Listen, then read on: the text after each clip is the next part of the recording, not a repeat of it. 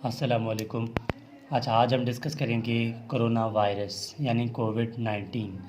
अच्छा, ये corona virus कहाँ से आया, क्यों इसको कोरोना बोलते हैं, क्या वजह है, किस तरह स्प्रेड होती है, इसकी शेप किस तरह होती है, मतलब ओवरऑल इसको डिटेल से इंशाल्लाह डिस्कस करेंगे।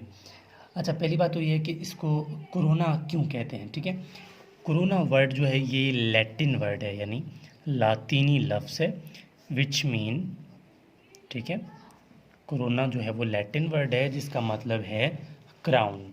ठीक है, क्राउन मतलब ताज। ये जो कोरोना है इसको कोरोना इसलिए बोलते हैं क्योंकि ये वर्ड लैटिन है, उसी का मतलब है क्राउन, उसी की वजह से इसका नाम कोरोना है। और कोरोना का शेप जो है वो ताज ताज की तरह है। ठीक है, इसलिए उसको कोरोना वायरस कहते हैं। मतलब क्या कि कोरोना वायरस इसके शेप की बुनियाद पर बोलते हैं, क्योंकि इसकी शेप जो है वो ताजनुमा होती है। ठीक है, शेप की अगर हम बात करें मज़ीद प्रॉपरली विद डायग्राम, जो इसकी शेप है, तो कोरोना वायरस की शेप जो है वो कुछ इस तरह है। इसमें एक इन्वेलप होता है, तो मैं लिख देता हूँ, it has an envelope, protein envelope. ठीक है, जिस तरह हमारी जो प्लाज्मा मेम्ब्रेन होती है ना, उसी तरह इसके एक इन्वेलप होता है। मिसाल ये एक कोरोना वायरस की शेप में बना रहा हूँ। ठीक है, ये इसकी एक इन्वेलप है, जिस तरह हमारे बॉडी के जो प्लाज्मा मेम्ब्रेन होता है, प्रोटीन, कार्बोहाइड्रेट्स और लिपिड जिस तरह एम्बेडेड होते हैं, सेम उसी तरह। और इसके अंदर जो है इसका जेनेटिक मटेरियल होता है जो कि आरएनए होता है। एक होता है डीएनए, एक होता है आरएनए। तो कोरोना वायरस जो है वो आरएनए सिंगल स्ट्रैंडेड होता है। अब यहाँ पर कोरोना वायरस शेप में अगर हम इसको मज़ीद देखें तो यहाँ पर इसके कुछ स्पाइक्स लगे हुए होते हैं। ये स्पाइक्स प्रोटीन्स के बने हुए होते हैं। ठीक है, ये प्रोटीन्स के कुछ स्पाइक्स लगे होते हैं। ठीक है, ये प्रोटीन के कुछ स्पाइक्स क्या करते हैं, इसको मैं लिख देता हूँ, ये क्या है, ये इसके प्रोटीन्स के स्पाइक्स हैं। ठीक है, अच्छा, और ये क्या है, ये इसका इन्वेलप है। इन्वेलप मतलब कवर। ठीक है, मतलब किस तरह इसने इसको कवर किया हुआ है, मतलब एक लेयर है, मतलब चारों तरह एक लेयर ने इसको कवर किया हुआ है, मतलब प्रोटीन्स, कार्बोहाइड्रेट्स, लिपिड्स, या फिर मुख्तलिफ जो हमारे अपना प्लाज्मा मेम्ब्रेन है उसी से रिलेटेड है। अच्छा, ये स्पाइक्स का क्या काम है। ठीक है, अगर हम स्पाइक्स की बात करें तो मैं यहाँ लिखूँगा bye helping of the spikes. ठीक है, इन स्पाइक्स की वजह से जो ये कोरोना वायरस है ये इंटर करता है हमारे बॉडी के सेल्स में। मतलब ये स्पाइक्स आके जुड़ जाते हैं हमारे बॉडीज़ के सेल में और वो इसको वायरस को अपने अंदर ले आते हैं। तो मैं लिख देता हूँ, ठीक है, by helping of its spikes, by helping of its spikes, ठीक है, it enters into our body cell. ठीक है, मतलब क्या कि इन स्पाइक्स की वजह से जो कोरोना वायरस है वो हमारे बॉडी के सेल्स के अंदर चला जाता है। अच्छा, बॉडी के कौन कौन से सेल्स में, बॉडी के सबसे पहले तो ये लंग्स पर अटैक करता है। ठीक है, लंग्स के सेल पर ये स्पाइक्स के ज़रिए से वो एंटर हो सकता है। दूसरा रेस्पिरेटरी ट्रैक,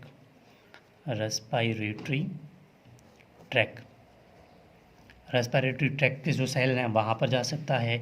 दूसरा इंटेस्टाइनल सेल्स पे जा सकता है।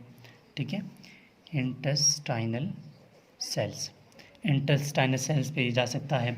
अच्छा, दूसरी तरफ बात यह है कि अगर हम बाकी ओवरऑल तो बात कर रहे हैं कि रेस्पिरेटरी, लंग्स या इंटेस्टाइनल सेल्स पे बात कर, मतलब जो ये अटैक करता है, लेकिन सबसे ज़्यादा सीवियर अटैक है जो है वो ये लंग्स के सेल्स पे करता है।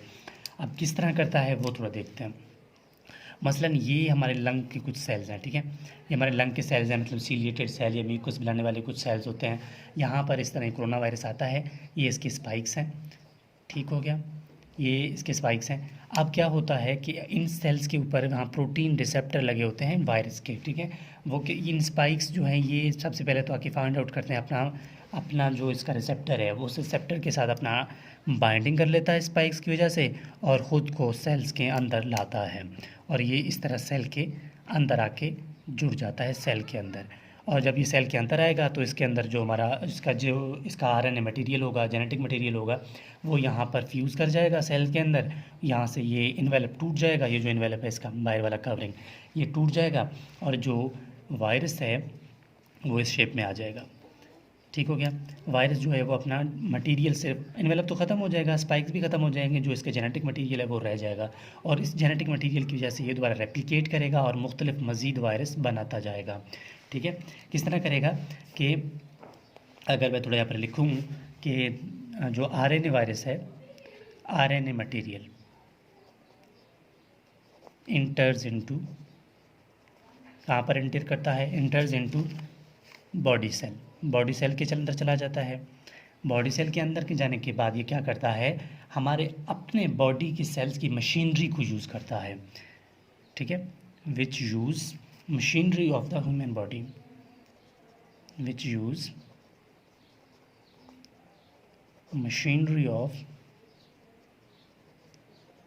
Human body. मशीनरी में क्या क्या इस्तेमाल करता है, हमारी बॉडीज़ के सेल के जो न्यूट्रिएंट्स हैं उसको ख़त्म कर देगा। ठीक है, ये हमारे बॉडी के न्यूट्रिएंट्स को खाएगा। दूसरा क्या करेगा, हमारे बॉडी के इंजाइम्स को खाएगा। ठीक है, अब वायरस क्या करेगा कि बॉडी सेल्स को तोड़ता जाएगा, बॉडी सेल, ठीक है, बॉडी सेल्स को क्या करेगा, तोड़ता जाएगा। ठीक है, बॉडी सेल को तोड़ता जाएगा और वायरस जो है वो बनता जाएगा। वायरस जो है वो ग्रो अप करेगा। ग्रो अप क्या करेगा, वायरस ग्रो अप करेगा। मतलब लाजमी बात है ना, आरएनए सिंगल स्टैंडर्ड है, ये जब बॉडी की सेल के अंदर के चला जाएगा तो बॉडी से हमारे सेल्स को खाना शुरू कर देगा, और जो बॉडी के सेल्स हैं वो डिस्ट्रॉय होते जाएंगे, और मज़ीद जो वायरस है वो मज़ीद बनते जाएंगे।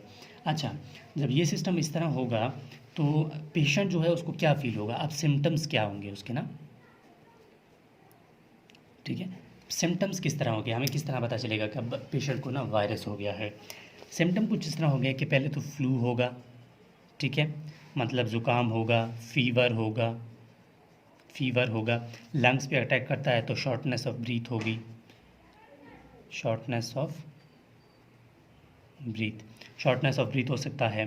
तो मतलब बुखार होगा, मतलब इरिटेशन होगी, ठीक हो गया, और मतलब ज़ुकाम होगा, चेस्ट ख़राब होगा, इस तरह के मज़ीद जो है सिम्टम्स होंगे। अच्छा, अगर हम इसकी मज़ीद थोड़ा डिटेल देखें, जो वायरस है, कोरोना वायरस है, इसको बोलते हैं ज़ूनोटिक वायरस, ज़ूनोटिक वायरस।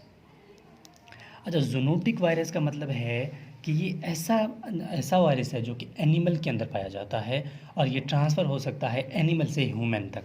ठीक है, एनिमल में पाया जाता है, लेकिन ये ट्रांसफ़र हो जाता है, ट्रांसफ़र्स एनिमल टू, कहा जाता है एनिमल टू।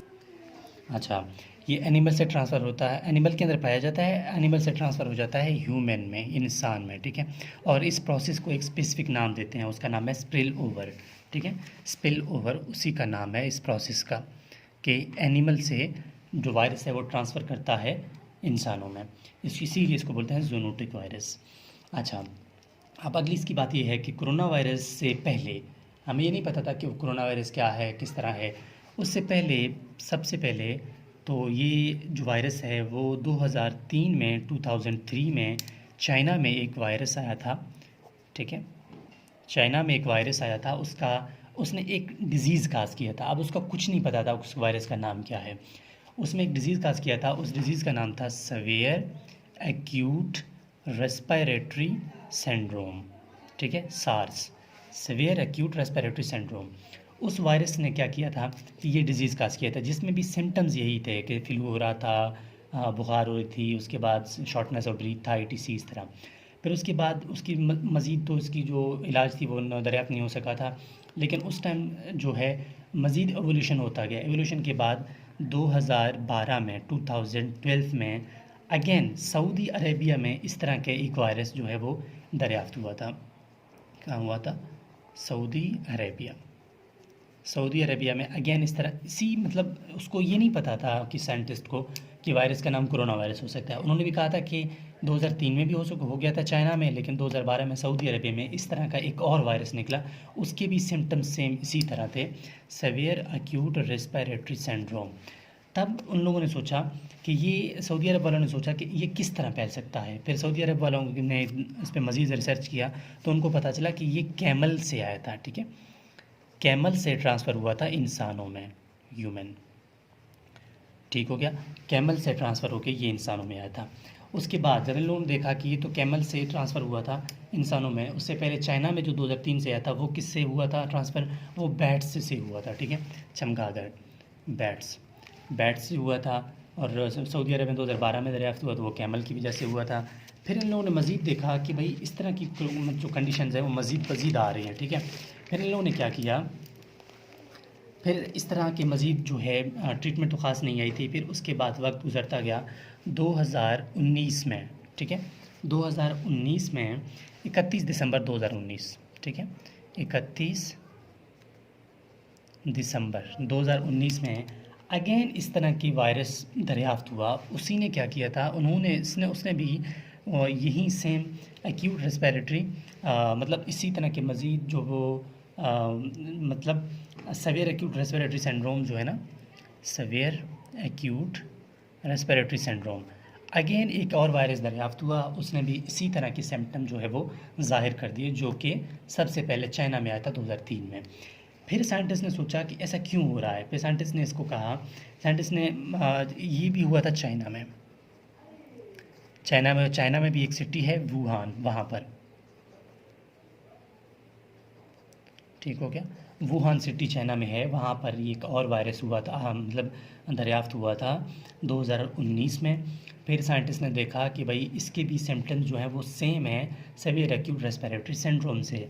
तो फिर साइंटिस्ट ने क्या किया कि इसको एक और नाम दिया, उसका वो नाम है 2020 नोवल कोरोना वायरस। नोवल मतलब नया, ठीक है, 2019 नोवल कोरोना वायरस। साइंटिस्ट ने क्या किया, साइंटिस्ट ने उसको मज़ीद रिसर्च किया तो उनका शेप इसको कोरोना का मतलब क्राउन की तरह मिला। 2019 में ये दरियाफ्त हुआ, और नोवल मतलब नया वायरस था। फिर साइंटिस्ट ने बैठ के सोचा कि यार ये तो वही वायरस है जो आज से बहुत साल पहले चाइना में आया था, सऊदी अरबिया में आया था, लेकिन ये इसका न्यू फॉर्म है। और ये जो डिज़ीज़ काज करता है उसी का नाम है कोविड-19, कोविड कोरोना वायरस, ठीक है, 19। मतलब क्या कि कोरोना वायरस 19 जो है ये बहुत पहले डिस्कवर हो चुका था, चाइना में आया था, सऊदी अरेबिया में आया था, लेकिन इस तरह की मज़ीद रिसर्च नहीं हुई थी इस पर। अभी तक इस पर रिसर्च हो रही है, इसका कोई भी अभी तक ख़ास जो है वो मेडिसिन सामने नहीं आया। फिर इसका सोर्स क्या है कि पहले तो उसके कैमल थे, बैट्स थे। फिर साइंटिस्ट ने सोचा कि 2019 में ऐसा क्या हुआ है जो कि ये मज़ीद जो है वो सवेयर हो चुका है, ख़त्म नहीं हुआ बल्कि मज़ीद ज़्यादा होता रहा है। फिर साइंटिस्ट ने सोचा कि मज़ीद ये बैट्स हो सकते हैं, ठीक है, प्लस पेंगोलिन हो सकते हैं, पेंगोलिन हो सकते हैं। लेकिन इसके बारे में अभी तक कोई श्योरिटी नहीं आया कि ये बात हालांकि सच है या गलत है, इस पर अभी तक रिसर्च हो रही है। अच्छा, ये तो ओवरऑल डिस्कशन हो गई कोरोना वायरस की। उसके बाद ये स्प्रेड किस तरह होता है, कोरोना वायरस किस तरह स्प्रेड होता है। देखिए ना, लाजमी बात है, कोरोना वायरस सबसे पहले तो ये है, कोरोना वायरस जो है वो स्प्रेड होता है इंसान में अगर है, ठीक है, इंसान से इंसान ये बहुत ज़्यादा जल्दी जो है वो स्प्रेड हो सकता है। अच्छा, कोई भी इंसान अगर कफ़ करता है, स्नीज़ करता है, स्नीजिंग, कफ़ करेगा, स्नीज़ करेगा, वो ड्रॉपलेट्स निकलेंगे मतलब मुंह से, वो ड्रॉपलेट ट्रांसफ़र होंगे किसी और इंसान में, और वहाँ पर वही इंसान दोबारा उसको मज़ीद अपने हाथ अगर उसके हाथों में होगा तो वो आँखों को या फिर नाक को या फिर जी ठीक है ना, आँखों पे, नाक पे या फिर नोज़ पे वहाँ पर टच करेगा तो इस वायरस जो है मज़ीद वो स्प्रेड होता चला जाएगा।